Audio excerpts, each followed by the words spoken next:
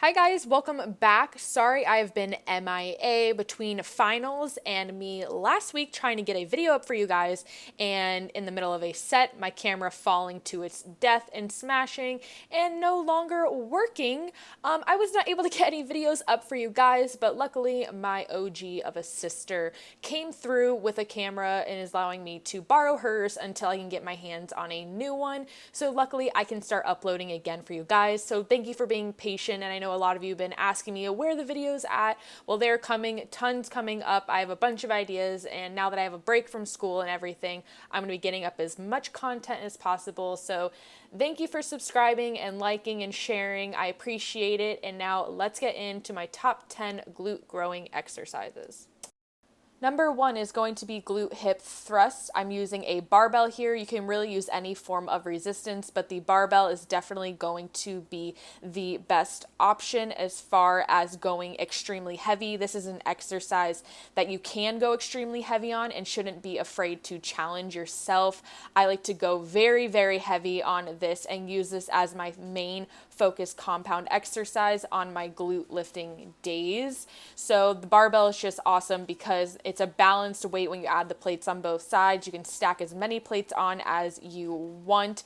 And if you see I have that little pad right there, that is definitely going to make it more comfortable, especially as heavier as you go. So I definitely suggest either folding up a mat, or if you can get yourself one of those hip thrust pads, go ahead and use that to protect your hips, because I have gotten some gnarly black bruises on my hips from not using it before, and it's not the most enjoyable feeling in the world.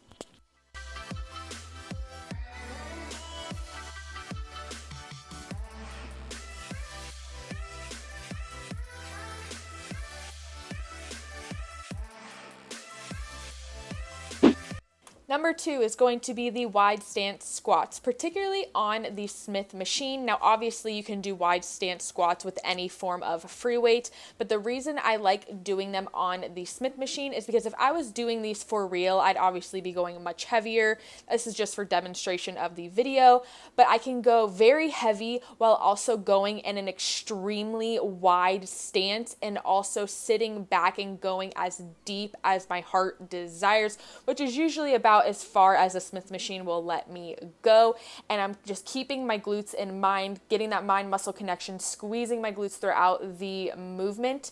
And this by far gives me the best contact when it comes to any form of squats, really, and targeting my glutes. And obviously being able to go extremely deep will obviously give you more contact in your glutes as well. So I definitely suggest trying your wide stance squats out on a Smith machine. It's like a safety net, kind of takes having to worry about balancing and anything like that out of the equation, and concentrate solely on just targeting your glutes. Number 3 is going to be goblet squats. You can use a resistance band while doing these. You can hold a kettlebell, a plate, a dumbbell, no weight at all. You can really mess around with this exercise a lot. I also personally prefer to put some 2.5-pound plates underneath my toes because it helps me drive through more with my heels and kind of keep the weight focused on my backside. Some people like to put the plates underneath their heels to help them sit upright more, but I find that that actually does the opposite for me and kind of activates my quads a little more than I would like. So that's why I like putting the plates underneath my toes, but do whatever you would prefer, or no plates at all. Going right into number 4 is going to be frog pumps. I really started incorporating these into my workouts once I discovered them from Brett Contreras, who is the creator of this exercise, I'm pretty sure, as well as the glute hip thrust and many other glute focus exercises you see a lot of people doing.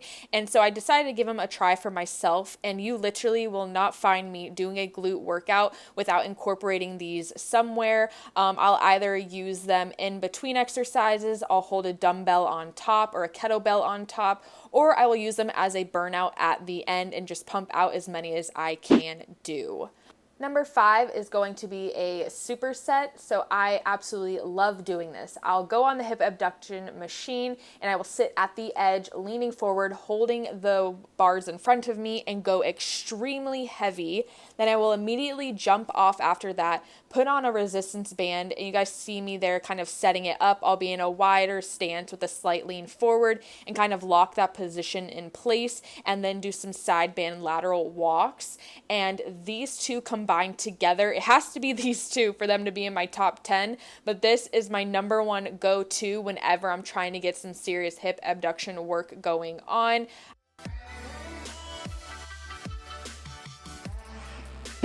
Number 6 is going to be frog reverse hypers.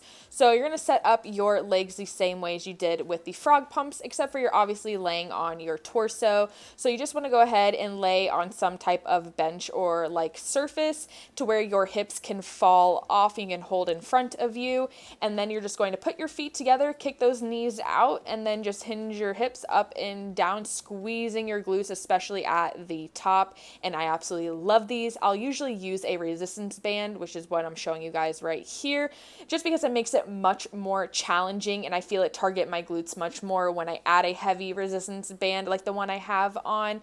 So that is why I prefer to do it with one, but you can do it either way. And then just to throw it in there, another one I like to do, or if you don't like having your feet together, is going ahead and still kicking those knees out and pulling that resistance band apart as far as you possibly can with keeping your legs slightly bent, and then just hinging your hips up and down and squeezing your glutes, and that one works wonders too. I love them both, so that's why I thought I'd throw that one in there. But moving right along into number 7 is going to be single leg incline glute bridges. Doing single leg glute work at an incline has always been my go-to and my favorite. I always find that it just targets my glutes the best while taking off any contact from like my quads or any other part of my body. Really, it really allows me to just solely concentrate on my glutes when doing it at an incline. So this is definitely a go-to for me when it comes to targeting my glutes with some single work, but still being able to get the contact I want. And then I just thought I'd throw this in here too. I'll usually also do them with both of my feet together and just do a standard incline glute bridge as well. So whichever you prefer, or if you'd like to do both, I will usually do them in combination. Number 8 is going to be elevated kettlebell squats. I'm using some boxes that I have stacked up. Now you can obviously adjust the boxes to however high you would like to go or how wide apart you want them, depending if you want to do more of a narrow squat or a wide stance squat. I pretty much like to go a little bit wider than just a typical standard squat position, but not too wide. And the reason why I like doing these is because, again, with that extra elevation, it allows you to get more depth in your squat, which again is going to help when it comes to targeting your glutes, and really kind of getting out of that extra depth is what's going to even get more contact with your glutes and kind of cause your glutes to kind of kick into high gear to get you out of that depth and get you back up right. So you can use any form of resistance you would like. I just prefer to use a kettlebell when it comes to that exercise. And then almost done. Number 9 is going to be another hip abductor move, which is going to be lying hip abductions with a resistance band. The resistance band is what really makes this exercise, so I definitely suggest trying to get your hands on one if you plan on doing this exercise. And as you guys can see there, you just want to have one leg behind you, which is also going to help hold that resistance band in place. And then just keep your other leg as straight as possible and just going up and down. And that little simple movement right there will absolutely destroy your hip abductors. Trust me on that one. And number 10, the finale, is going to be cable glute kickbacks, an oldie but a goodie. It's just a nice fallback of an exercise when you know you just want to get some good glute targeting going on. It's just a great exercise, and you can go as heavy as you would like. I really don't go too heavy on these. I like to concentrate more on the squeeze and doing higher reps when it comes to my glute kickbacks, but do what you would prefer. I just always want to point out that you see how I have my back flat, parallel to the bar in front of me. That is going to help take any kind of contact off of your lower back and make sure that you're solely concentrating on targeting your glutes, since that is a common complaint when it comes to this exercise, is feeling it in your lower back. So that will definitely help, as well as keeping more of a bend in your knee will help with taking some of the contact off your hamstring as well. So just mess around and find what works best for you. But I really hope you guys enjoyed my top 10 exercises for growing the glutes. Try them out. Let me know what you think. And until the next one, bye guys.